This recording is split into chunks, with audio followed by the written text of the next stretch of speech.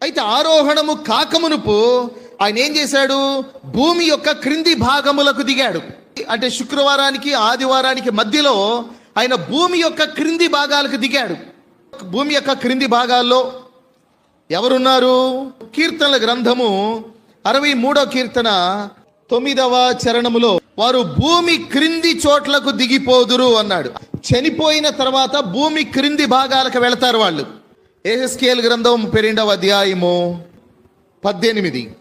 ప్రసిద్ధి నొందిన జనముల కుమార్తెలు భూమి క్రిందికి దిగిపోయినట్లు భూమి క్రిందికిని పాతాళమునకును పోయిన వారి యొద్దకును వారిని పడవేయమన్నాడు. భూమి క్రింద పాతాళం ఉంది. పాతాళములో 3 భాగాలు ఉన్నాయి. ఒకటి వేదనకరమైన స్థలం. మనం లూకాసువార్త 16వ అధ్యాయంలో ధనవంతుడు చనిపోయి పాతాళములో వేదనకరమైన స్థలములోనికి వెళ్ళాడు. రెండవది పరిశుద్ధులుండే స్థలం.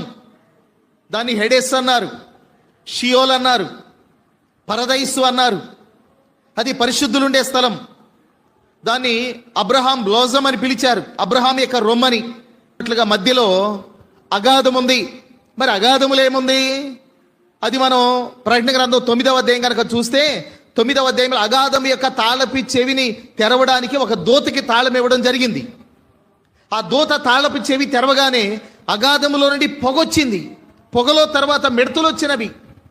అవి మిడతలు, వాటి ముఖాలేమో మనిషి ముఖాల్లాగా ఉన్నాయి. వాటి తల వెంట్రుకలు స్త్రీల తల వెంట్రుకలు వంటివి. అవి గుర్రాల వలె ఉన్నాయి. వాటి వెనక కొండెమల లాంటివి ఉన్నాయి. దానిపైన ఇనుప మైమరువులు లాంటివి ఉన్నాయి. మనుషులను బాధ పెట్టడానికి వచ్చినవి. అగాధములో 7 ఏళ్ల శ్రమల కాలంలో భూమి మీద ఉన్న పాపులైన మనుషులను శిక్షించడానికి దాచి ఉంచిన దేవుని సైన్యం ఉంది.